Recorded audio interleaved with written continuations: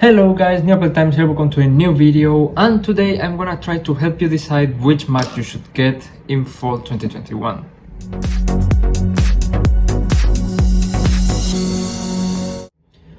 Okay, so before we start, just take into account that there's chapters in the video, so if you want to know exactly something about one Mac specifically, you can just jump right there and you will see that one.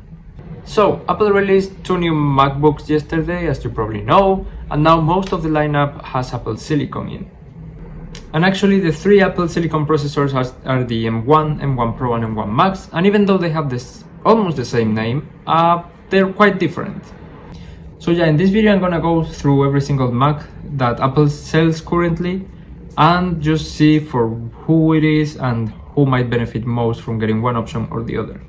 Now, do take into account that because you're not getting the latest and greatest, it doesn't mean that it's old or bad, it's just for different users. So let's start. The first thing you need to do is ask yourself two questions. First, of course, whether you want a laptop or a desktop computer. That of course depends on whether you're going to be moving it on a daily basis or on a regular basis. Maybe if you're a student and you have to travel constantly to uni or go back home, you prefer a laptop. Or if you're just a family and you just want like a home computer, maybe you'll be better with a desktop. And then you need to think of yourself and see if you are a pro or just like a daily user. So what exactly is a pro? Well, it's kind of a very vague definition, but basically a pro is someone that, number one, makes a living out of using the device or doing stuff with their device, such as video editing, photo editing, audio editing, programming, graphic design, something like that. And because of that, they need the most capable machine.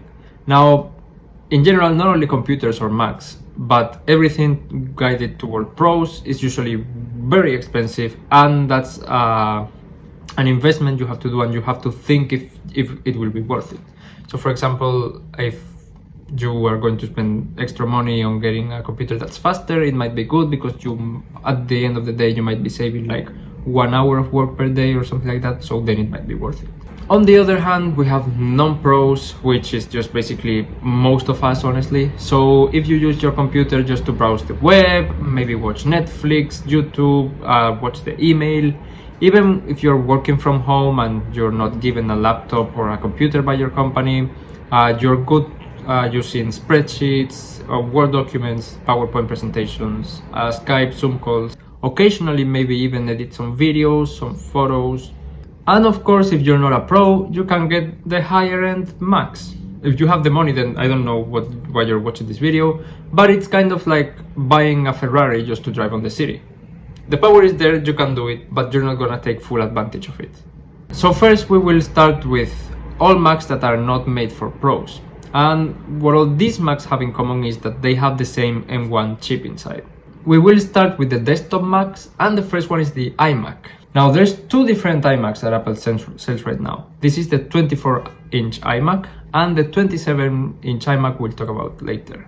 So under which circumstances should you get the iMac? Well, first of all, you could consider getting the iMac if you just want the easy solution, the plug and play, because it's just one cord and you get the monitor, you get the computer, and then you have everything included. It's very thin, very good design, will look great on any house. You can even change the colors to make them match better your room or whatever it is, and it's good as a family computer. So if you just have one computer in the house, maybe you, your partner, and maybe it's one or two kids, small kids that don't need a computer for themselves but might want to use it occasionally, this is perfect because you can set up different profiles for them and just have the one computer of the house. In that case, the iMac is perfect for you.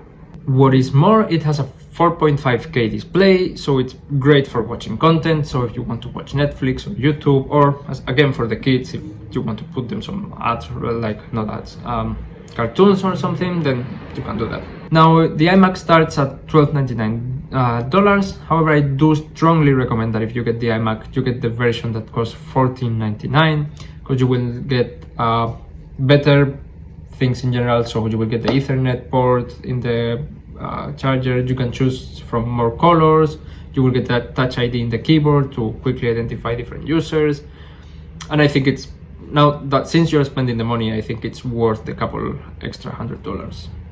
And now let's get into the Mac Mini. So the Mac Mini has two big points going in their favor. The first one is that it's the very cheapest Mac that you can get, starting at just $699.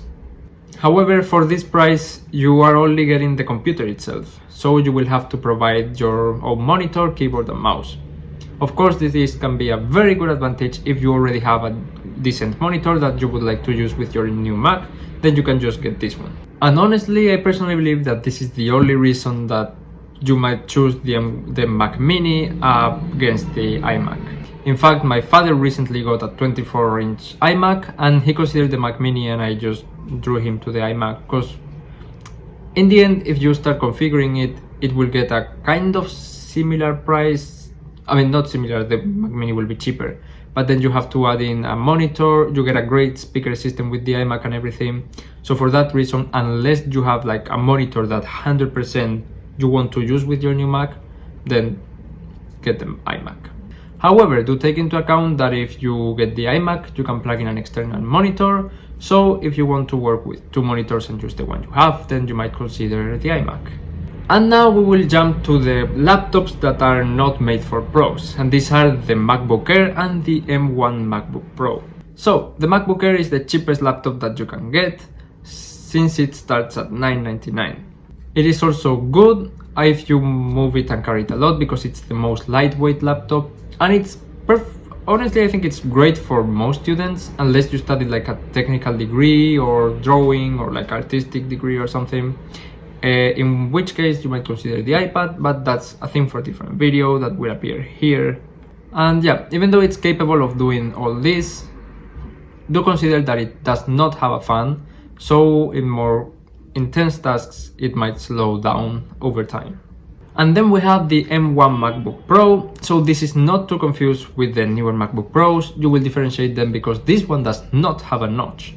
This one is honestly very similar to the MacBook Air, however it does have a couple small differences. So first of all, even though it has the same processor, it has a fan, so for more intense tasks that are prolonged over time, it will perform better because it will be able to cool the chip better. However, that makes it a bit heavier than the MacBook Air, so it might not be that good to carry around, though it's still very light. It also has a touch bar and then has a little bit better speakers, microphone and battery life. So basically, in general, I would recommend the MacBook Air to anyone unless you find important one of these three things, either having a fan, which will also make it a bit louder, or better battery life, speaker or microphones, and this MacBook Pro starts at $1199. And now we jump to those Macs that are made for pros. So in this department, we mainly have the Mac Pro and the brand new MacBook Pros. So starting with the Mac Pro, this is the most pro desktop or even Mac that Apple makes. And so is the price, as it starts at $5,000. And like the Mac Mini, this is just the computer, so you will need to provide your own monitor, mouse and keyboard. However, this is the only Mac that is user upgradable, so you can just buy the base configuration and change it yourself. For every single other Mac, what you buy is what you will have forever. Also, this is the only Mac in this list that still has an Intel chip, which means it will be upgraded soon. And now we're jumping to the brand new MacBook Pros, and yeah, in spite of the name, these are the pros. These are the MacBook Pros that are made for pros, not like the previous one. Again, you will differentiate them because these ones do have a notch. So yeah, there's two big choices we need to make when getting one of these. First one is whether we want 14 or 16-inch displays, and second one is the processor, since we have the M1 Pro and the M1 Max processor. They're both beasts, however the Max is even better than the Pro, especially in the graphics department, where it has more GPU cores. Therefore, if you are mainly focused on a task that is more graphic intensive, like video or photo editing, then or even graphic design, then you should probably consider getting the M1 Max instead of the M1 Pro. These laptops also offer more I/O, such as an HDMI port and an SD card slot, which is great for pros, of course. And the display of these Macs are very good because They have up to 1600 nits of peak brightness. They have HDR support, so you can edit HDR content directly from the laptop screen. And they have ProMotion, so they have up to 120 Hz refresh rate in variable.